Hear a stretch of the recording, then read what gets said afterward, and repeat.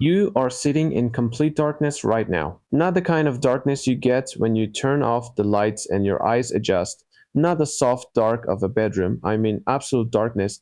No glow from your phone, no street lights bleeding through the curtains, no pilot lights on the stove, no cities, no light bulbs, no candles, no campfires. Just the cold, indifferent black of a world that has never once been lit by human hands. Now, here's the question that should unsettle you. Is there still a you sitting in that darkness? Because what we are about to discover, backed by archaeology, anthropology, neuroscience, and evolutionary biology, is that fire did not just warm us, fire made us. And without it, humanity as a species might be something so alien, so fundamentally different from what we are, that you would not recognize it as human at all.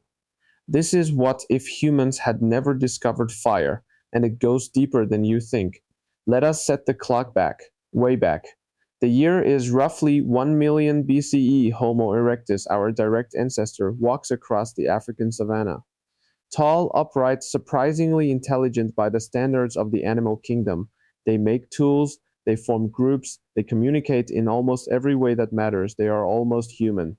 And here is what Harvard primatologist Richard Wrangham discovered that changed everything we thought we knew about our own origins. In his landmark 2009 book, Catching Fire: How Cooking Made Us Human, Wrangham laid out a radical argument: the transition from Homo erectus to Homo sapiens, the explosion in brain size, the shrinking of the jaw, the restructuring of the gut. None of it was random evolution, it was driven by fire, specifically by cooking.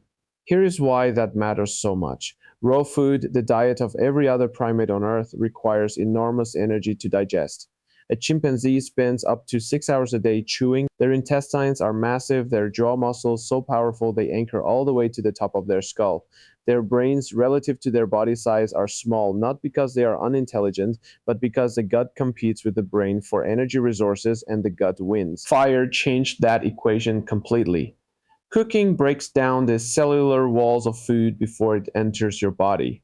It pre-digests the carbohydrates, denatures the proteins, unlocks calories that would otherwise pass through you unused. Wrangham's research showed that cooked food delivers up to 30% more usable energy than the same food eaten raw. You eat less, you digest faster, and suddenly your body has energy left over.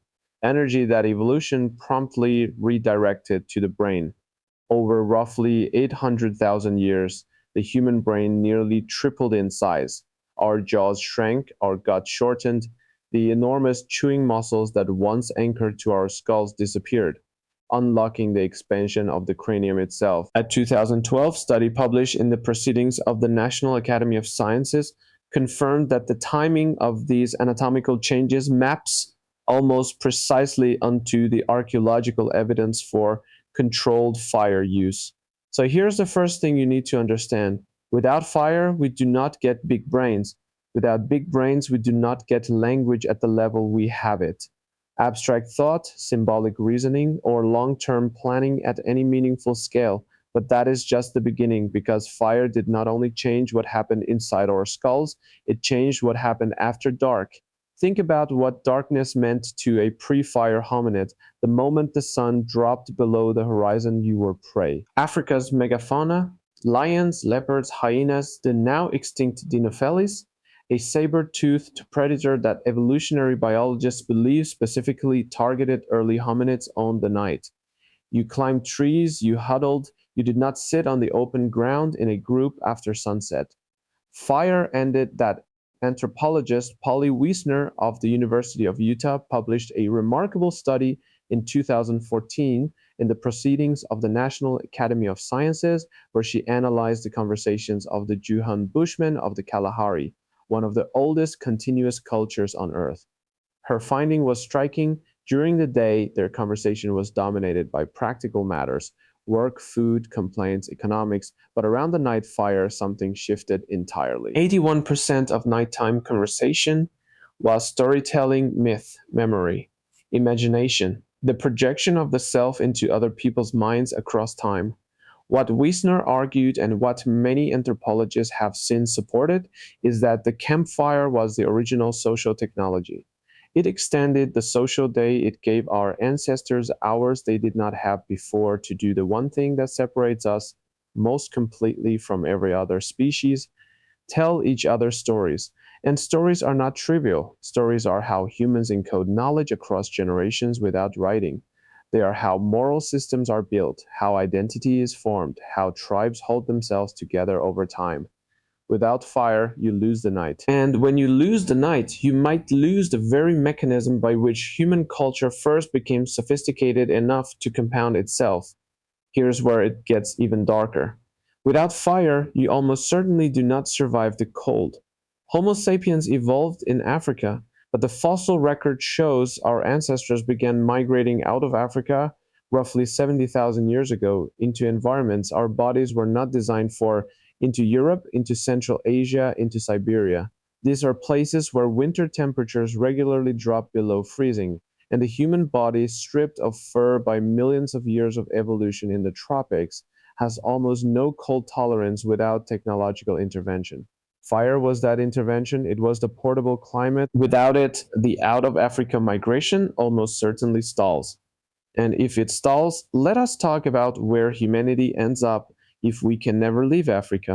The continent is vast: 54 modern countries, an enormous range of climates and ecosystems. In a world without fire, Homo sapiens might well survive: small, scattered bands of raw food eating hominids roaming the equatorial belt where temperatures are survivable year round. Not extinct, but contained. Europe remains untouched, Asia remains untouched. The Americas, which humans reached by crossing the Bering Land Bridge from Siberia at least 15,000 years ago, possibly much earlier, remain completely empty of humans. The 70 million people who lived in the Americas before European contact in 1492 simply do not exist. The civilizations of the Maya, the Aztec, the Inca, gone from history before they begin. Australia, reached by humans crossing open ocean at least 65,000 years ago, another feat that required planning, communication, and tools that all trace back to cognitive leaps enabled by fire, also remains uninhabited by humans. We are, in this scenario, an African animal, full stop. But wait, it gets more complicated, because even within Africa, the absence of fire ripples outward in ways that reshape the entire trajectory of life.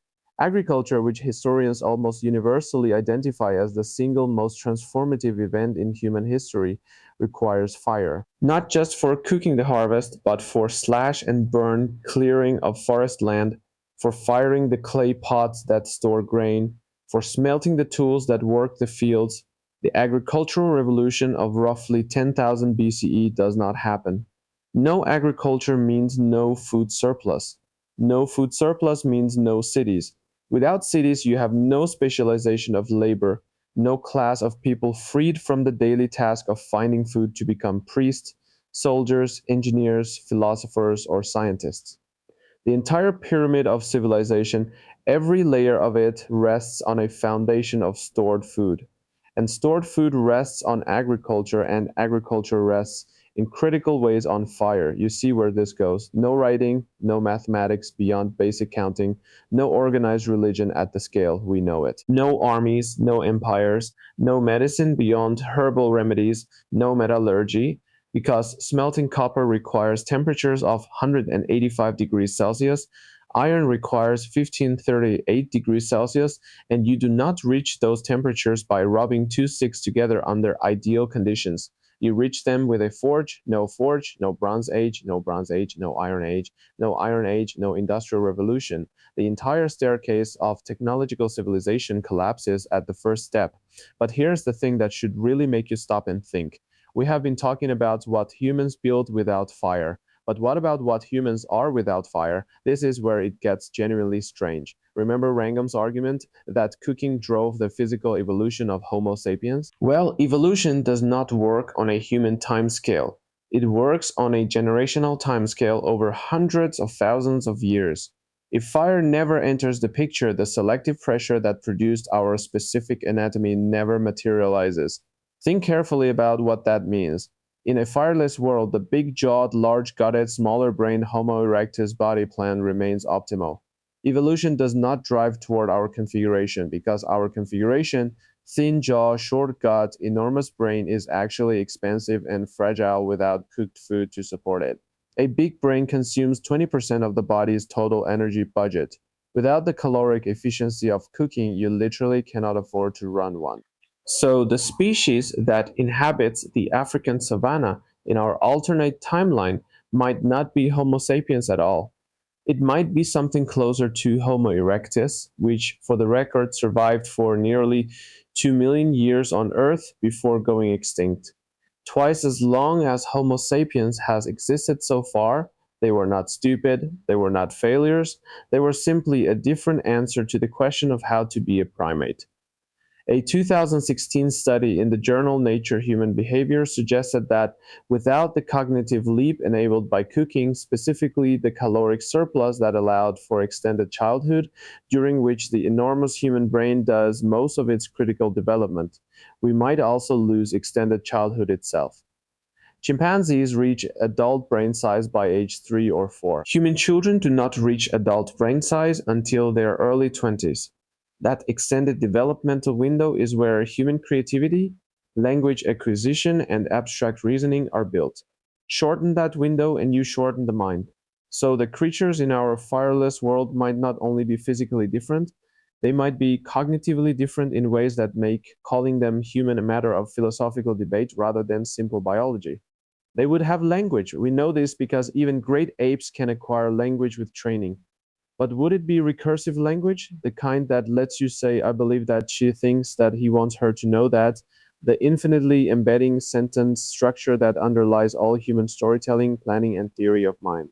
Possibly not. Linguistic anthropologist Daniel Everett has argued that complex recursive language emerged hand in hand with complex social living, and complex social living was enabled in significant part by the campfire. We might in a fireless world be the cleverest animal on the planet, and we might not even know what we were missing. But here is the question that should keep you up at night. If humans are contained, stunted, biologically different, what fills the gap? Nature abhors a vacuum. The cognitive niches that Homo sapiens occupies in our world, the apex cultural predator, the planet reshaper, the maker of symbols and meaning.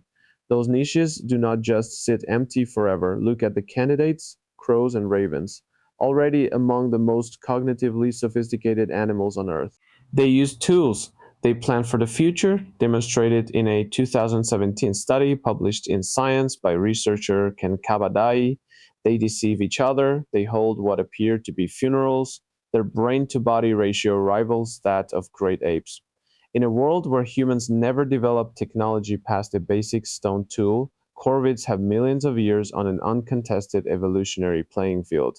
Octopuses separately evolved intelligence, completely alien in architecture, distributed across 9 brains, with two-thirds of their neurons in their arms rather than their head. They solve puzzles, they escape enclosures, they play. A 2021 paper in Current Biology documented octopuses apparently experiencing something like REM sleep, which in humans is associated with dreaming and memory consolidation. In a fireless world where humans never dominate the oceans, the evolutionary pressure on cephalopods looks very different. Elephants, they already mourn their dead. They recognize themselves in mirrors. One of the rarest cognitive abilities in the animal kingdom, shared only with great apes, dolphins, and a handful of other species. They have demonstrated empathy, cooperation, and long-distance communication through infrasound frequencies. Humans cannot even hear. Their brains are 3 times the size of ours. None of these animals is likely to build a civilization in the next million years, regardless of what humans do. But millions of years is exactly what evolution has to work with. In a world without human civilization spreading across every continent, altering every ecosystem, driving species to extinction at a rate 1,000 times the natural background. In that world, these lineages have space, they have time, they have the kind of evolutionary freedom that we in our actual history took away from them before they ever had a chance to use it. We may have been the first candidate for planetary intelligence. We were not necessarily the only one, so here is where we end up. Without fire, the most likely outcome is a world containing a version of our ancestors, smarter than any other animal, but not smart enough to leave Africa, not cognitively equipped to build compounding civilizations, not biologically shaped into the strange, expansive, enormous brain creatures we became alive, perhaps even flourishing by the standards available to them, but not us. Because us, the species that built the pyramids and the internet and the hydrogen bomb and the violin, that species is not a product of raw biology alone. We are a product of the relationship between our biology and a technology. The oldest technology in human history, one that we have been using for so long that it has literally reshaped our bodies, our brains, our social structures, and our planet. Fire did not just change what we did, it changed what we are. Every story ever told began around one. Every meal you have ever cooked, every city that ever stood, every idea that ever passed from one human mind to another in the warmth of shared light, all of it traces back to the moment when one of our ancestors, a million years ago or more, reached toward the flame and did not run. That decision or that accident, depending on the theory you believe, is the entire difference between the world we live in and a planet that has never heard a human voice.